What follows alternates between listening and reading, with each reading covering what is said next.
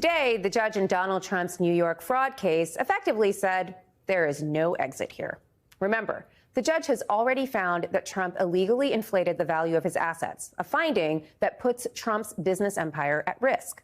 Today's ruling blocks Trump from secretly dodging legal consequences by transferring assets out of the court's reach. Trump won't be able to do anything with his New York businesses without first telling the court. That applies to all the properties in New York, including Trump Tower. This comes as Trump's ego takes another bruising hit. This week, Forbes revealed that Trump is no longer on its list of the top 400 wealthiest Americans. And here's where it becomes a full circle deliciousness of irony. Michael Cohen testified that Trump inflated his property's values in order to get on the Forbes list. Take a listen. He wanted to be higher on the Forbes list. And he then said, I'm actually not worth $6 billion. I'm worth $7 billion. In fact, I think it's actually now worth $8 billion with everything that's going on. Alan and I were tasked with taking the assets, increasing each of those asset classes in order to accommodate that $8 billion number. So clearly, the Forbes list was very important to Donald Trump. For years, he sought to be included on this list of the country's wealthiest people. And he went to really extreme lengths to make that list. In the 1980s, he even invented a fake identity, calling himself John Barron, as he touted the Trump brand in conversations with a Forbes journalist. Okay, what's your first name, then? John Barron. Let me tell you what the deal is, just so you understand. Okay. Mr. Trump bought, first of all, most of the assets have been consolidated to Mr. Trump. Are you saying that perhaps for tax purposes the ownership has been transferred to Donald Trump? Correct. That's correct. Joining me now is Leah Lippman, professor of law at the University of Michigan and my co-host of the Strict Scrutiny podcast. And the man on the other end of that John Barron phone call, Jonathan Greenberg, investigative financial journalist and former Forbes reporter. Jonathan, you were on that call with John Barron. Trump's entire reason for being is clearly to get on this Forbes list. What's your reaction to his falling off the list and this broader trial and legal liability as a whole? I think both are long overdue, frankly, Melissa. I don't think he's been worth as much as he said for many years. And I think this fraud has been perpetrated for decades and decades. These are his only financial statements, the inflated ones that he provides to banks, to insurers. Not for tax assessments, but he has been pulling this stunt, this fraud, and gaming the system for decades. And, he conned me into putting him on the first Forbes 400 in 1982, and then continued to concoct these fabrications and lies that continue to expand and be used year after year. So I'm not surprised, and I really think Letitia James has a rock-solid case. So, Leah, shifting to that rock-solid case, this order from Judge Engoron, can you break it down for us? Does this order effectively topple Trump's business empire in New York? So the order concluded that Trump had, in fact, engaged in fraud in inflating his assets in order to get more favorable tax treatment as well as loans. And so it effectively resolved the major issue in the case, whether there is fraud. There's a few outstanding claims for the judge to resolve, but the big issue of whether there is fraud, that's already off the table.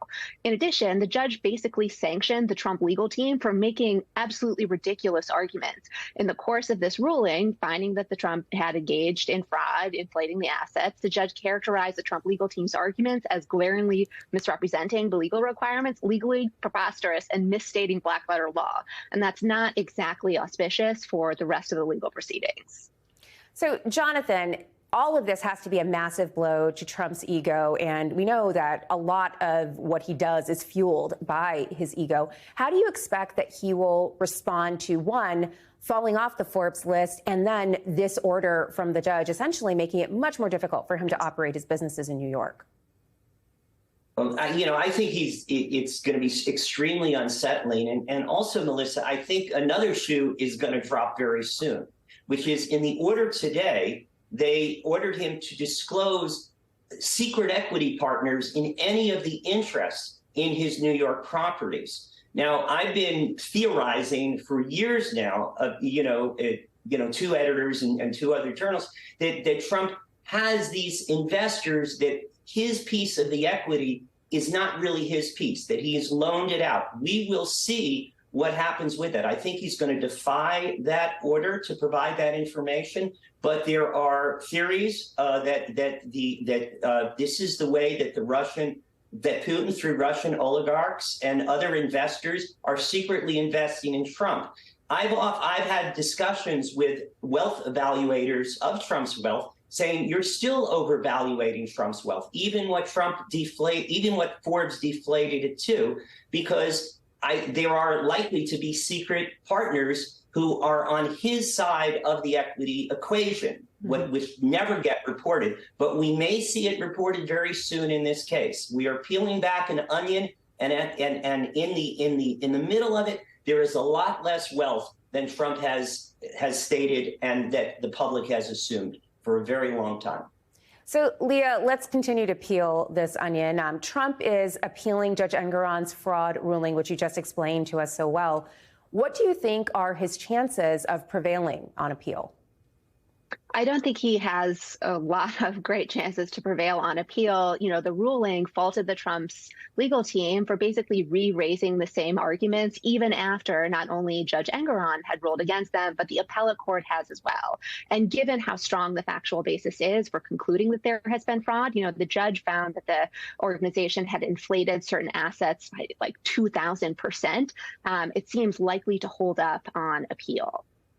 So, Jonathan, you have known Donald Trump for 40 years. So I want you to take a listen from some of Donald Trump's greatest hits.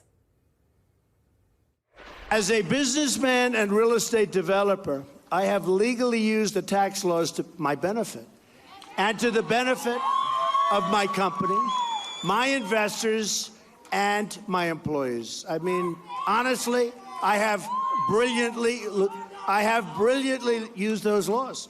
Be straight, be honest, because you're going to meet a lot of these people all throughout your life. And if they respect you, and if they do more or less what you want them to do, you're going to have to show that great degree of honesty. Sounds like two different people. What's your reaction, Jonathan?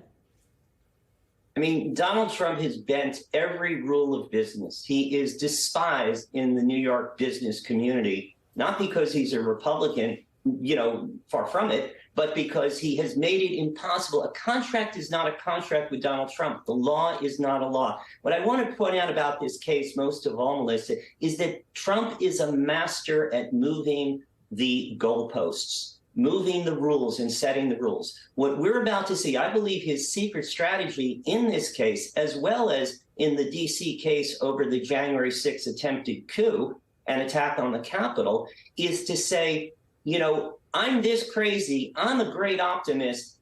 In this case, I believe Mar-a-Lago is worth $1.5 billion. It's not a question of fact, is it or not? Prove my intent. It's like saying that money in the bank I just robbed, I believe it was mine. Prove that I didn't. And let's all talk about whether you could prove what I was thinking.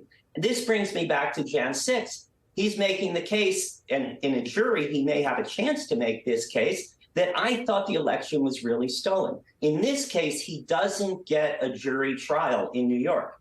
And a judge is not going to buy it. Fraud is fraud. As Mark Pomerantz wrote, and he spoke to me about when I met in the original case that didn't get bought in the Manhattan DA office, this case is stronger because it's just that fraud is fraud. He made a statement. 30,000 square foot apartment that's really 11,000 square feet. It's not an opinion. It's 11,000 square feet. So, Leah, Jonathan just mentioned the criminal charges that weren't filed against Donald Trump, but let's talk about the criminal charges that were filed back in April. Late today, Donald Trump filed a motion to quash Alvin Bragg's hush money case, essentially arguing that there is no case and it's all politically motivated. How do you think this is going to fare, and is this his best opportunity to get this case thrown out? It might be his best opportunity among a lot of bad options, but it's still a bad option. You know, he's tried this argument in the DC case as well, asking the courts to delay that case until 2026, well after the election. But the reality is that running for office is not a get out of jail free card, even though the former president, is arguing in this brief that it's distracting him from the 2024 presidential election. That's essentially his argument.